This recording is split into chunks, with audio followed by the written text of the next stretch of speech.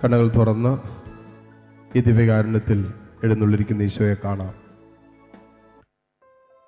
കർത്താവിൻ്റെ വലിയ കരുണ നമ്മുടെ മേലും നമ്മുടെ കുടുംബങ്ങളുടെ മേലൊക്കെ വർഷിക്കപ്പെടുന്ന സമയമാണ്. സമാധാനത്തിൻ്റെ രാജാവ്, സൗഖ്യം തരാൻ കഴിവുള്ള കർത്താവ് ഈ അൾത്താരയിലുണ്ട്. നിങ്ങളായിരിക്കുന്നിടങ്ങളിൽ കണ്ണുകൾ തുറന്ന് കർത്താവിനെ കാണുമ്പോൾ എൻ്റെ എല്ലാ പ്രശ്നങ്ങൾക്കുള്ള പരിഹാരമാണ് ഞാനിപ്പോൾ കണ്ടുകൊണ്ടിരിക്കുന്നത്. ഈ നിമിഷം വരെ നിങ്ങൾ കണ്ടുകൊണ്ടിരുന്നതും ആലോചിച്ചു കൊണ്ടിരുന്നതും നിങ്ങളെ അസ്വസ്ഥപ്പെടുത്തിക്കൊണ്ടിരുന്നതും നിങ്ങളുടെ മനസ്സിൻ്റെ സമാധാനം തകർത്ത് കളഞ്ഞതും നിങ്ങളെ വല്ലാതെ ഞെരുക്കിയതൊക്കെ ഒരുപക്ഷെ നിങ്ങളുടെ ചുറ്റുപാടും നിങ്ങളെ അസ്വസ്ഥപ്പെടുത്തിയ ജീവിതത്തിൻ്റെ പ്രശ്നങ്ങളായിരുന്നെങ്കിൽ ആ പ്രശ്നങ്ങളിൽ നിന്നും കണ്ണു പറിച്ച് കർത്താവിങ്കിലേക്കൊന്ന് നോക്കാം. വിശ്വാസത്തോടും പ്രതീക്ഷയോടും കൂടി നോക്കാം.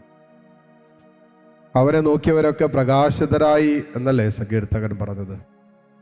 തമ്പുരാനെ, നിന്റെ പ്രകാശം, പ്രത്യാശയുടെ, സ്നേഹത്തിൻ്റെ ഒക്കെ ഒരു വെളിച്ചം ഞങ്ങൾക്ക് തരണമെന്ന് പ്രാർത്ഥിക്കാം.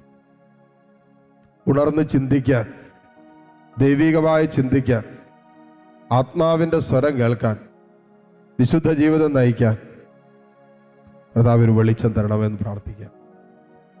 ഞങ്ങളുടെ സങ്കടങ്ങളിലും വേദനകളിലും ഞങ്ങൾ അനുഭവിക്കുന്ന ജീവിതത്തിൻ്റെ ദുഃഖ ദുരിതങ്ങളിലും ഒന്നും തകർന്നു പോകാതെ, തളർന്നു പോകാതെ പ്രത്യാശയോടെ ജീവിതത്തെ കാണാൻ ഒരു വെളിച്ചം തരണമെന്ന് പ്രാർത്ഥിക്കാം. ഉൽപ്പത്തി പുസ്തകത്തിൻ്റെ ആദ്യ വചനങ്ങളിൽ ദൈവം സംസാരിക്കാൻ തുടങ്ങുമ്പോൾ ആദ്യം പറയുന്നത് വെളിച്ചമുണ്ടാകട്ടെ എന്നാണ്. കർത്താവേ, ഞങ്ങൾക്ക് ഈ വെളിച്ചം തരണമേ. യോഹന്നാന്റെ ലേഖനത്തിൽ ഈശോ പറയുന്നില്ലേ, ഞാൻ ലോകത്തിന്റെ പ്രകാശമാണ്. യോഹന്നാന്റെ സുവിശേഷത്തിൽ ഈശോ പറയുന്നില്ലേ, ഞാൻ ലോകത്തിന്റെ പ്രകാശമാണ്. എന്നിൽ സഞ്ചരിക്കുന്നവന്, നടക്കുന്നവന് അന്ധകാരമില്ല. ലോകത്തിന്റെ പ്രകാശമായ കർത്താവ്, സമാധാനത്തിൻ്റെ രാജാവ് അൾത്താരയിൽ എഴുന്നള്ളിയിരിക്കുമ്പോൾ ദൈവമേ, ഹൃദയം തുറന്ന് നിന്നെ ഒന്ന് ആരാധിക്കാൻ, മനസ്സ് തുറന്ന് ഒന്ന് നിന്നെ ദൈവത്തെ സ്തുതിക്കാൻ, നിന്നെ ആരാധിക്കാൻ ദൈവമേ എന്നെ അനുവദിക്കണമെന്ന് പ്രാർത്ഥിക്കാം.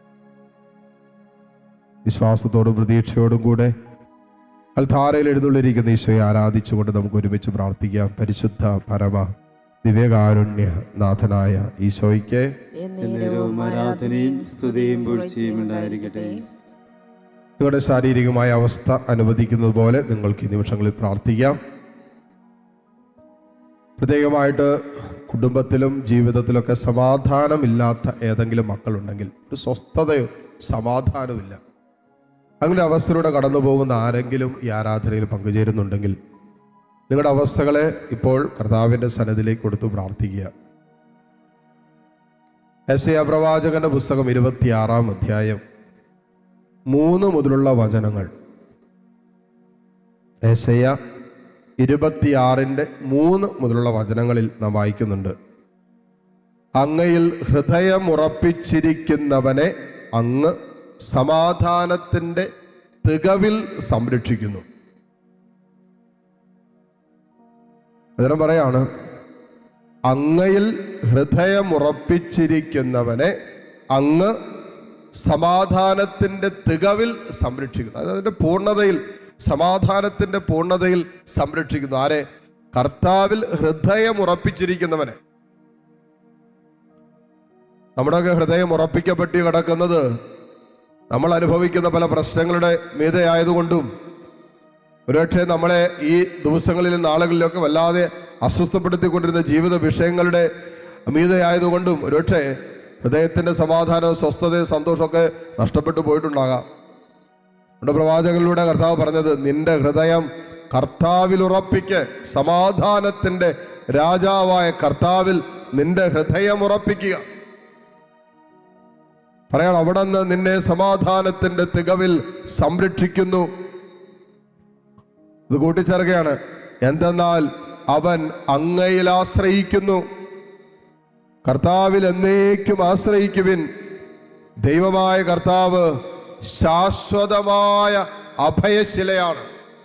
അത് നിനക്ക് എപ്പോഴും താങ്ങാൻ പറ്റുന്ന ശിലയാണെന്ന് കർത്താവ്, നിനക്ക് എപ്പോഴും അഭയം ലഭിക്കുന്ന ശിലയാണ് കർത്താവ് എന്നാണ് പ്രവാചകൻ പറയുന്നത്.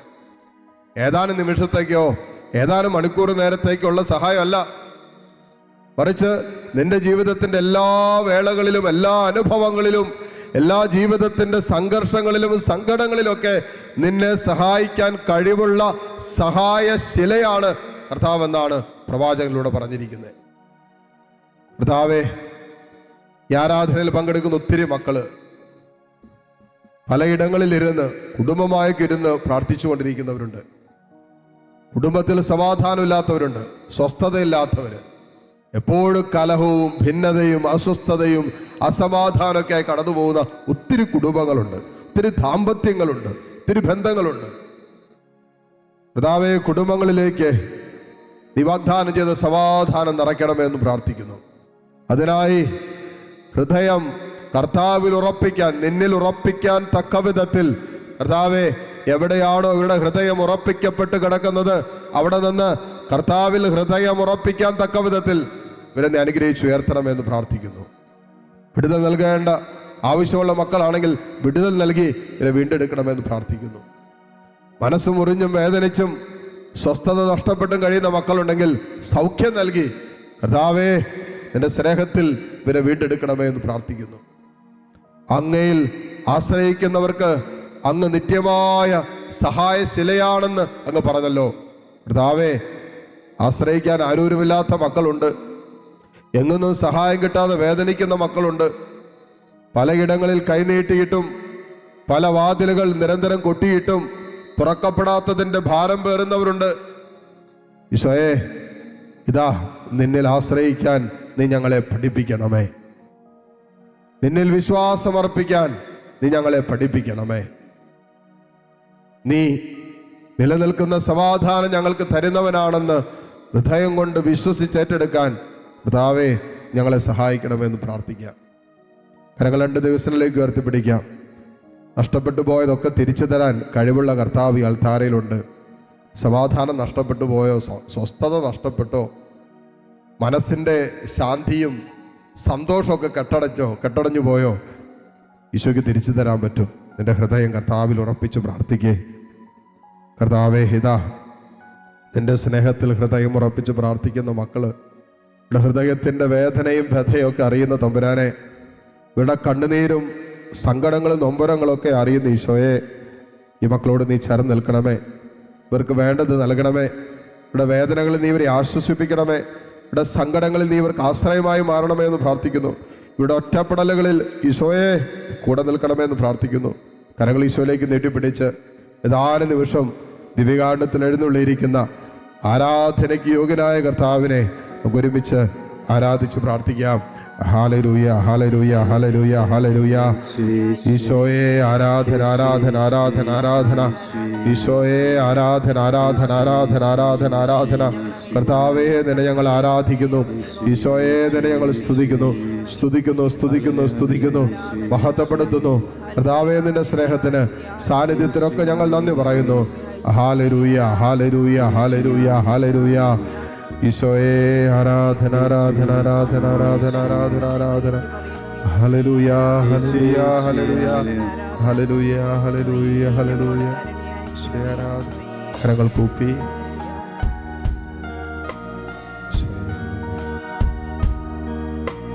എന്നെ നിത്യതയോടടുപ്പിക്കുന്ന എല്ലാ അനുഭവങ്ങൾക്കും നന്ദി. എന്നെ നല്ല ശിഷ്യനാക്കിടുന്ന എല്ലാ കുരിശുകൾക്കും നാഥ നന്ദി. എല്ലാ തോൽവികൾക്കും നാഥ നന്ദി. നിന്റെ മുഖമൊന്നു കാണുവാൻ നിമിത്തമായി എല്ലാ കണ്ണുനീരിലും നാഥ നന്ദി. നിന്റെ സാന്നിധ്യമറിയാക്കി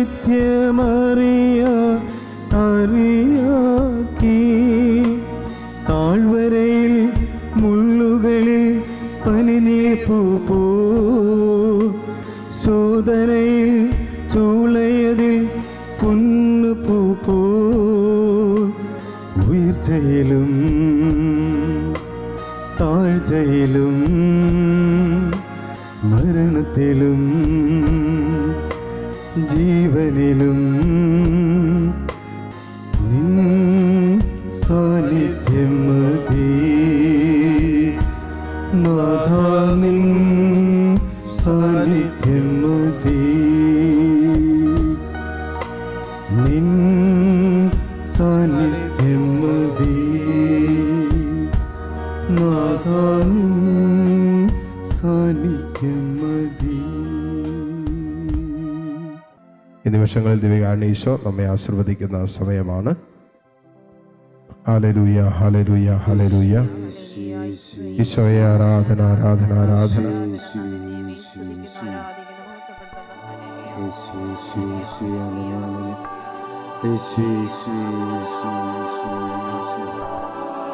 യേശു